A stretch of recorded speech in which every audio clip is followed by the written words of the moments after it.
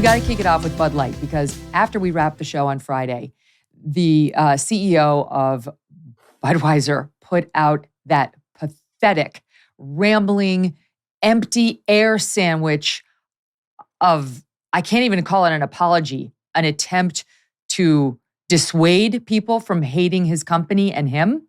It was an utter fail. And then they tried to release an ad to cover up any hard feelings.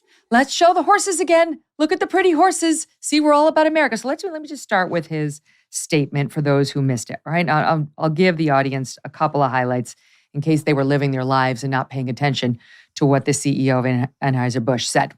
His name is Brendan Whitworth. And he said, as the CEO of a company founded in America's heartland, drink. Okay, we're going to drink every time he tries to appeal to their working class base. Right. Booze it up there with, I was drinking out of that just this morning. Daily Wire left his tears. Okay. As the CEO of a company founded in America's heartland more than 165 years ago, I am responsible for ensuring every consumer feels proud of the beer we brew. We're honored to be a part of the fabric of this country. Drink. Anheuser-Busch employs more than 18,000 people, blah, blah, blah. We have thousands of partners, millions of fans, and a proud history of supporting our communities. Military. Go ahead, sir. First responders. Go ahead. Sports fans and hardworking Americans everywhere. We never intended to be part of a discussion that divides people. We are in the business of bringing people together over a beer. Then he goes on for this, for good measure. My time serving this country, here we go. Okay, the fact that he's a veteran, that's supposed to appease anybody's objections, taught me the importance of accountability and the values upon which America was founded. Freedom, hard work, respect for one another. What does any of this have to do with Knowles is just in a permanent downpour right now, down his throat. As CEO of Anheuser-Busch, I'm focused on building and protecting our remarkable history and heritage. I care deeply about this country, this company, our brands, and our partners. Blah, blah, blah. I will continue to work tirelessly to bring great beers to consumers across our nation. This is an utter fail. None of this appeases any of us who objected to their bizarre Dylan Mulvaney campaign, embrace of wokeness, and of a person who spends his life essentially mocking women and womanhood. None of it. And the closest he comes to an apology is we never intended to be part of a discussion that divides people. Well, you are, you were, and you haven't apologized. So, Michael, what do we make first of all of the statement? Megyn, I don't know what Anheuser-Busch is paying to its crisis communications consultants right now, but I'm happy to take even a fraction of that for better advice than they've gotten, which is shut up. Stop talking. You are only making things worse. And frankly, they could have stopped about a week ago. Do you remember a week ago, Anheuser-Busch came out and they leaked through anonymous sources to the media that the people who were in senior leadership positions, they didn't know anything about this. It was a rogue VP of marketing who engaged in the Mulvaney campaign. Listen, conservatives, Budweiser's really on your side. Okay, we're going to sort this out. And I never believed a word of that. One, because Budweiser had already made a statement essentially defending the ad campaign. But two, because this is exactly the kind of gobbledygook that crisis communications people always cook up. It allows the company to placate everybody, not totally to satisfy anyone in particular, but they say, look, the senior people, the old fuddy-duddies, they're on the conservative side. The young whippersnappers who are going to take over the company someday, they're on the progressive side, and okay, move along, move along. Now, if they had just left it at that, probably Budweiser could have recovered from this. They lost something like $6 billion in market cap one day. It would have jumped right back up. These things happen. But it's because they keep digging on this losing issue and they refuse to pick a side. On certain political issues, we can meet in the middle. Issues like taxation, you can find the number in the middle. On issues like immigration, you can find the number in the middle. On certain issues, you can't meet in the middle. And transgenderism happens to be one of those issues. Either women exist and men can't become them, or women don't exist as a real category and anybody can become a woman if he says he's a woman. You have to pick a side. Either women will be allowed to have their own bathrooms or they won't. Either women will be allowed to have their own sports teams or they won't. on this issue, if you stand in the middle of the road, you will be hit by a truck, as is happening to Anheuser-Busch right now. Mm-hmm. By the way, he's all about, America and his service to America, and we were founded in America's heartland. This company's owned by the Belgians. This is a Belgian company now, okay? So it may have been founded in America, but just spare me with your by American. No, this is not an American company.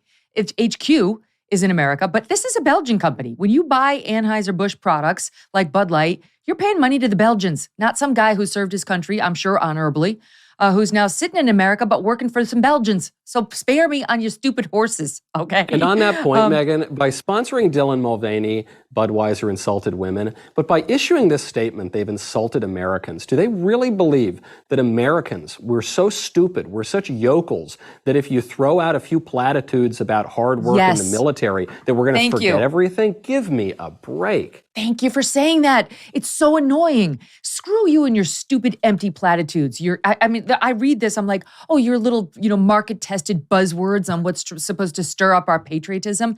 Too late, sir. The buzzwords we were looking for are, I'm sorry, we screwed up, and this woman, whatever her name is, VP of Marketing, is fired. Her ass is fired. Because whether she dreamed this up or not, she clearly approved it. It happened on her watch. Do something to show us you get it. Because, by the way, it's not just the ad campaign that has people very angry. That's number one. But her comments on that podcast about how we're just too fratty, this brand is outdated. Talk about not getting your audience base. What do you mean by fratty? Are most of your customers out there drinking beer from condoms like you did when you were in college, ma'am? Because I've seen the videotape. I never did that. I went to Syracuse University, Albany Law School. Never once. Good luck trying to find a picture of me drinking out of a condom. Didn't happen. All right? So spare me your judgment on your customer base. But that's what she's trying to say, Michael. They're disgusting. They're deplorable. It was another deplorables moment. It was a deplorables moment, and it was a moment of these elite, liberal power players taking their customer base for granted because they assume that the frat boys are going to keep drinking Bud Light, and they assume that construction workers are going to keep drinking Bud Light, and they assume that everybody who goes into a bar and just wants a cheap light beer is going to continue to order Bud Light no matter how much we're insulted because, who cares what those people think? And I think they were truly shocked at the degree of organization here by the people who have been insulted.